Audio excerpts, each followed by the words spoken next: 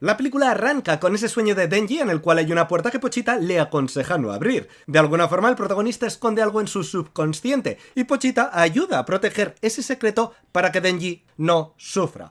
Esta escena en realidad para esta película no es demasiado relevante más allá de decirte que todas las personas guardamos nuestros secretos, tenemos algo de qué avergonzarnos, nuestros pecados, que nadie es inmáculo. Todos tenemos algo que esconder. Eso, bueno, pues puede servir para entender algunas cosas de la película, pero no tiene demasiada relevancia para este momento en esta película, aunque sí que es verdad que es algo que nos cuentan para esta parte en la obra y que está bien que lo adapten. Tremendo tema de apertura que se ha gastado esta película, titulado Iris Out, muy en la línea de lo que escuchamos en la serie, interpretado por el mismo artista, que no deja de ser un opening al uso, con escenas aleatorias que referencian cositas que vamos a ver durante la película, pero que a su vez se intercalan con ese avance de los protagonistas en su día a día hacia el trabajo. Bueno, concretamente, en ese momento que están llevando a Paua para que le limen los cuernos, no para que se los limen, sino para ver qué pasa con ella, bueno, que le han crecido los cuernos y también porque tienen que ir al trabajo, obviamente, ¿no? Tenemos que ir a la oficina a trabajar. Paua siempre haciéndose la remolona, le cuesta trabajar. Los demonios, en términos generales, parecen bastante vagos. No todos, pero bueno, yo ahora mismo me estoy acordando también del ángel. No por el hecho de ser vagos, sino porque la vagancia en sí se ve como un pecado y va muy bien con los demonios. Pero vamos, que con todo esto nos quitan de en medio a la genial Paua con la excusa de que deben extraerle gran parte de sangre que ha bebido en el anterior arco luchando contra los zombies para que le reduzcan esos cuernos que le han salido. Y de paso se le calme un poco el carácter. Pero hay un propósito para quitarse de en medio a Paua, y es que vamos a ver ese conflicto sentimental que tiene el protagonista, dudando entre una chica y otra. Entonces Paua está un poco de más.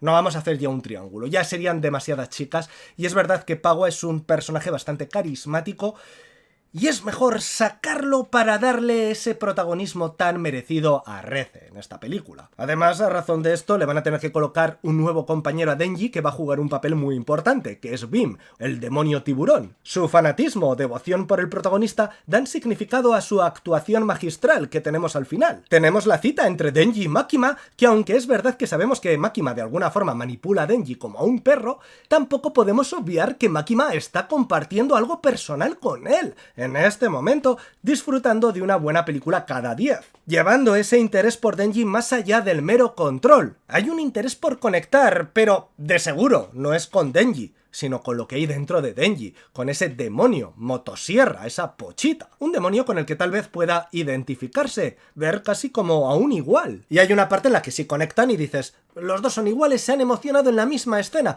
en la más sencillita, pero que cuida los pequeños detalles, sin diálogos, hablando más los gestos que las palabras, con ese abrazo, y además siendo un amor puro, sincero, el más puro de todos, porque es el abrazo entre una madre y un hijo. Ahí no puede haber falsedades. Es curioso. A propósito, esa escena está sacada de una película, presumiblemente, porque cuando leí esta parte en el manga me acuerdo que se comentó, que se viene a titular La balada de un soldado, una película rusa de 1950 y tantos, creo que 59 a finales, y que es un dramón absoluto donde un hijo tiene que ir a la guerra, vuelve, ve a la madre, se junta otra vez con la familia, pero esto va a ser momentáneo porque deberá regresar o algo así. Me acuerdo que me puse a verla, pero no la vi entera, la vi a trocitos. Y es curioso cómo estos personajes le dan importancia a esta escena que cuida los detalles, que habla a través de la imagen, no con las palabras, que es justo un recurso que la película utiliza frecuentemente. Y hay mucho simbolismo en toda esta parte con dobles y triples mensajes que son maravillosos.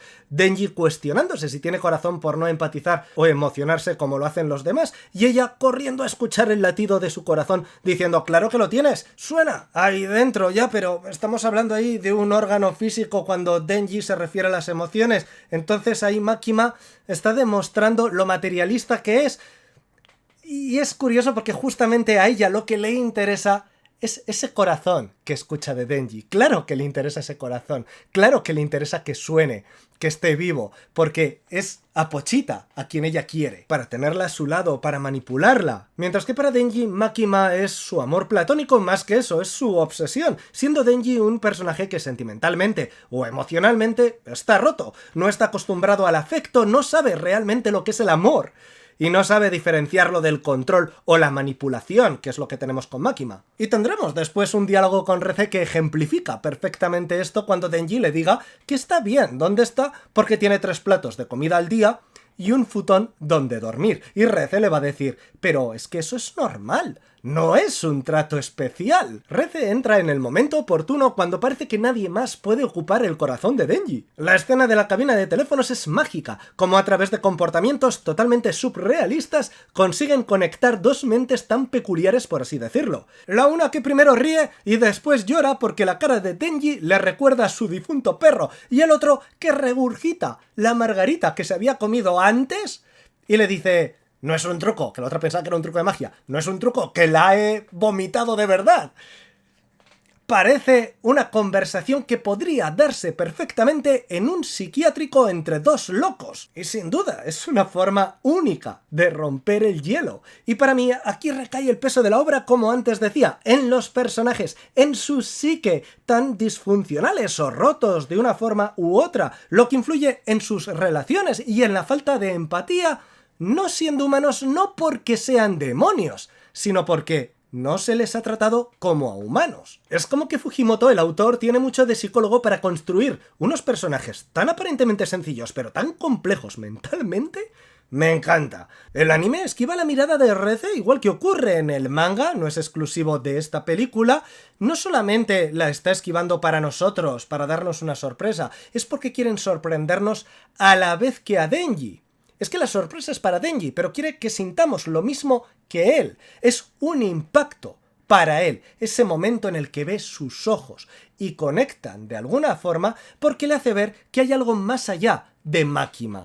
De hecho, se simboliza más esto, o impacta más, viendo que en ese momento justo para la tormenta. Es como su rayo de luz. El sol sale en ese momento para Denji. Y no nos olvidemos que mientras esto ocurre, el tiburón está esperando debajo del asfalto y el anime te lo recuerda con esta escena en la que un gato, resguardado de la lluvia, con su patita, juega con la aleta del tiburón. Esto tampoco lo tenemos en el manga, pero es que hay muchas escenitas, muchos pequeños detalles que son exclusivas de esta adaptación. Fijaos ese detalle en el que Aki tira a la basura una cajetilla de cigarros. También ocurre en el manga, pero la película añade esos cigarrillos enteros asomando para que no te quepa duda de que está dejando de fumar. Sutil pero hermoso cada de esta animación. Un gesto que resulta bastante irónico viniendo de Aki, que recordemos ya está sentenciado. Así que podemos sacar 2 lecturas. La primera, que aun a pesar de que diga que no le importa cuándo vaya a morir, ni de qué forma lo va a hacer o le va a pasar, pues sí que le importa. Le gustaría vivir más.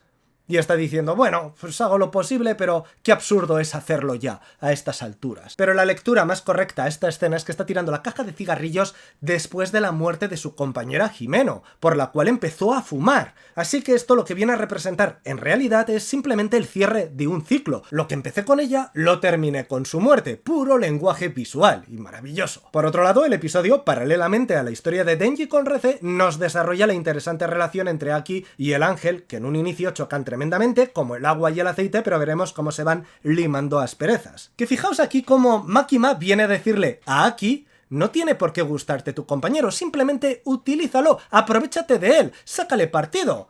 Al fin y al cabo, el arma que llevas también es cosa de él, porque él tiene la facultad, el poder de convertir almas vivas en armas. Ojo con este dato porque es muy importante para entender por qué después Makima puede vencer de forma tan sencilla a Reze, y es que utiliza un arma de ángel. Un arma que es capaz, que tiene poderes especiales y es capaz de herir incluso a espíritus incorpóreos. La cuestión es que Makima le recomienda a Aki que no tiene por qué gustarle, sino simplemente utilizarlo, sacarle provecho.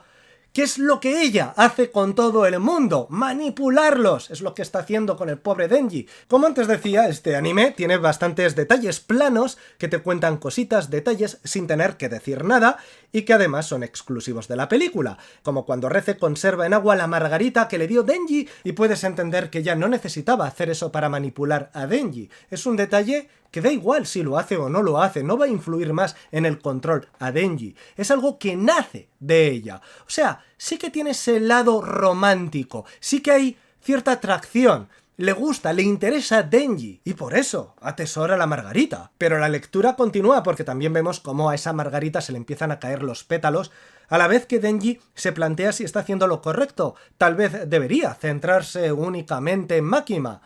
Lo que nos está diciendo que eso es una especie de cuenta atrás. Ese romance va a ser temporal, va a durar lo que dure la margarita. Otra de las grandes escenas reseñables de esta película es cuando los dos zagales se bañan en la piscina olímpica del instituto bajo la lluvia. Es muy bonita porque los ves libres, libres de ropa, libres en todos los sentidos.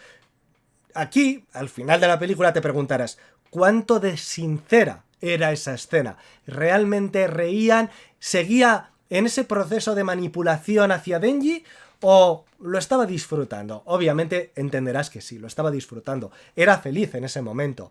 Y es algo que ella desea que no acabe. Por eso va a pedir después, huyamos, seamos ratones de campo. Son dos chicos de 16 años haciendo lo que deberían hacer, disfrutar de la vida, cosa que no se suelen permitir. Pero por otro lado sigue la rueda del plan de Reze, engañando al protagonista que cada vez se va enredando más en una telaraña tejida por Reze. Está cayendo en la trampa igual que había caído esa mariposa que está siendo devorada por la araña. Con este plano repiten el mismo recurso que habíamos visto con el vaso y la margarita, contarte visualmente lo que realmente está ocurriendo, como Denji está cayendo en la trampa de Reze. La conversación sobre las ratas de campo y de ciudad es crucial para entender la forma en la que Reze manifiesta que antepone su seguridad y tranquilidad, su deseo de huir. No está en el lugar que ella quiere. No lo he dicho, sí se menciona al final de la película, más o menos, pero es importante que entendáis que Reze es un híbrido, igual que lo es Denji,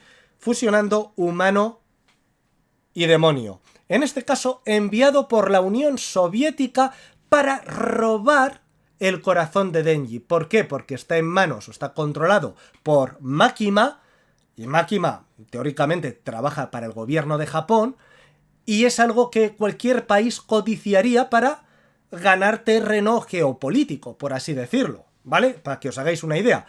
Y si no pueden conseguir el corazón de Denji para ganar posición y hacerse más poderoso el país, por lo menos destruirlo. Si no lo puedo conseguir, lo romperé para que no lo tenga Makima. Y hay más demonios que persiguen el corazón de Pochita, muchos huyen, muchos simplemente quieren acabar con él porque lo temen y quieren quitarse a su mayor enemigo. Pero vamos, esto nos va a llevar al enfrentamiento entre Reze con el esbirro de Tifón. Y Tifón, que es un demonio inferior a Reze, se rinde ante ella. Bueno, inferior y conocido. Hay una cierta relación. Aquí tenemos una escena en la cual vemos que un avión pasa por encima y una gota de agua cae. En un principio pensé que el avión acentuaba ese deseo por huir. Como, joder, qué fácil sería escapar así. Ahí, montada en ese avión. Y marcharme a ese campo como rata de campo. Pero después escuchas cómo cae la gota y dices, hostia, si suena exactamente igual que una bomba cayendo.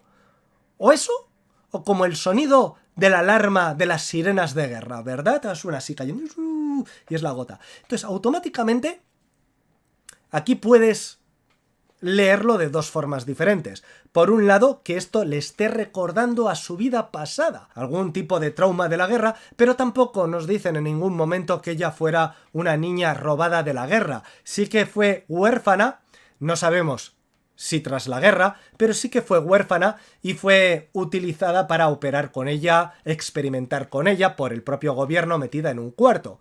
Así que podemos dejar eso y más bien podemos leerlo como que esa gota, esa bomba que cae, le recuerda lo que realmente es ella. Quieres huir, buscas una salida, pero no puedes escapar a lo que eres, al monstruo que eres en realidad. No sé interpretarlo como queréis, pero claramente esa escena quiere mandar un mensaje. Vamos a ver que hay por parte de Reze una propuesta sincera, una oportunidad que le da a Denji para escapar juntos.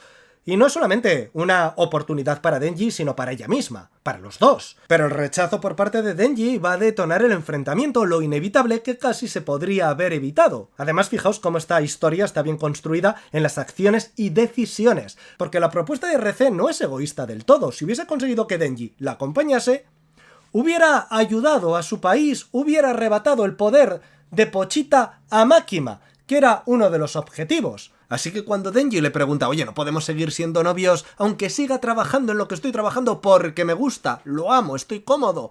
Ella entiende que no puede ser. Eso va en contra de su misión, dejar el poder de Pochita en manos de Máquina. En esta parte, de nuevo, el lenguaje visual empuja al mensaje. Están cerca de una verbena, todo es hermoso en el momento mágico del beso, con unos fuegos artificiales que también está contemplando una niña en una escena paralela. Representa la misma felicidad, porque niña es sinónimo de inocencia, pero en un segundo, la felicidad de un niño se puede truncar. Todo se tuerce. Primero recibe un empujón, la manzana cae, y a nadie le importa hasta que acaba siendo pisoteada con ese desagradable sonido del crujir del caramelo que perfectamente podría ser el corazón de Denji siendo partido por Reze cuando ésta le arranca la lengua. De lo bonito a lo feo en un segundo. A través de dos escenas diferentes, creando este bonito paralelismo, simplemente cine. Lo que después acontece es un absoluto espectáculo visual, quedando la película perfectamente dividida en dos mitades. La primera, que se dedica a construir la historia y a los personajes,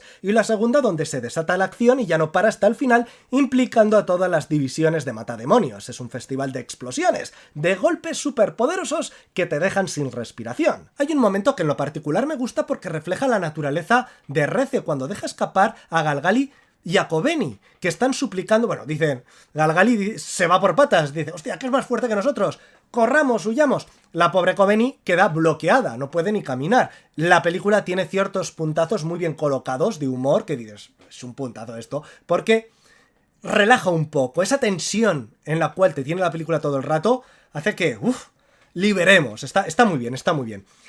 Y te das cuenta que los deja huir, podría haberlos matado, pero no lo hace. Es como que no quiere matar por matar. A ver, que sí que lo hace porque es despiadada, no tiene compasión con sus víctimas, pero a la vez, si los otros no quieren enfrentarla, interponerse en su camino, pues ella no tiene la necesidad o las ganas de matarlos. Uno de los combates reseñables, aunque breve, es el que vemos entre Reze y Jackie, el cual logra mantener el tipo gracias a esa precognición que le otorga el poder del demonio que veía el futuro. Y como desmadre absoluto de escena, cuando Bim, que conoce los trucos del demonio de la motosierra original, le dice a Denji que puede utilizar las cadenas de sus motosierras para balancearse como Spider-Man. ¿Y Denji qué hace? Ah, vale, para avanzar utilizar las cadenas. Perfecto, transfórmate en tiburón. Y lo utiliza como una correa, como si montase o galopase sobre un caballo. Y enfrentándose a Tifón, esto se vuelve una locura máxima en una clara referencia a Sharknado. Tan intencionada que el capítulo de esta parte es titulado Tornado de tiburones, o lo que viene a ser lo mismo, Sharknado. No sé si Tornado de tiburones será en todos los países, porque yo entiendo que en España no es porque vayan a cambiar el título, ya cambiaron los españoles el título, más es una cuestión de copyright, ¿vale? Sharknado al final es una fusión entre tiburón y tornado. La película va así, y hay un punto en el cual ya es una locura absoluta cuando están luchando dentro de un edificio que empieza a desmoronarse y nos metemos en la piel de Denji a través de esa primera persona, él corriendo, saltando, o dentro del propio tornado, viendo cómo los personajes se van deformando de la velocidad y tienen que estar esquivando los trenes que caen, los escombros de los edificios, y dices, ¿pero qué es esto, Dios mío? ¿Qué es esto? En el cine, con el sonido, la música que entremezcla lo clásico con lo moderno. Madre mía, ya os digo, es que es un compendio de cosas, de sensaciones, de emociones que elevan esta película a lo mejorcito que se haya hecho dentro del cine del anime. Por supuesto, la derrota de Reze tiene un final muy simbólico, acabando los dos abrazados bajo el agua, bien pegaditos, rememorando ese bañito que se dieron en la piscina. En definitiva, reavivan esos sentimientos que tienen el uno por el otro. Yo entiendo que es el tiburón quien los saca del agua, que los vemos a la mañana siguiente a los tres ya recuperados, y el tiburón se habrá ocupado de traer cadáveres. Por cadáveres no sería, para darles sangre y que ellos se recuperen. Y es aquí que ahora Denji le ofrece la oportunidad a Reze de huir juntos, encontrándose al día siguiente en la cafetería. Cita que nunca se dará por culpa de la maldita máquina. Fijaos que te dejan como que estuvo a punto de salvarse de haber cogido el tren, porque ella se iba a largar. Ella iba a seguir con su vida. Se iba a ir al campo. Iba a ser rata de campo. Pero se lo piensa y dice, como Denji, merece la pena el riesgo. Prefiero quedarme en la ciudad, ser rata de ciudad y comer lo que quiero comer. La p*** de Denji. No, ya me entendéis, el amor. Le prima el amor en este caso. Y esa fue su perdición. Pero vamos, que Makima deja claro con su relato, contando que va a la huerta de su amigo a matar ratas de campo antes de que se eche el invierno y estropeen el cultivo, que de ella no se puede escapar, que no importa si son de campo o de ciudad, las ratas son solo ratas que ella puede exterminar como quiere y cuando quiera. Y aparte de esto surge de un montón de ratas que le dan forma. ¡Yo soy la reina de las ratas! Y lo dicho, si vemos que mata a Rece con cierta facilidad, es porque está utilizando un arma del demonio ángel.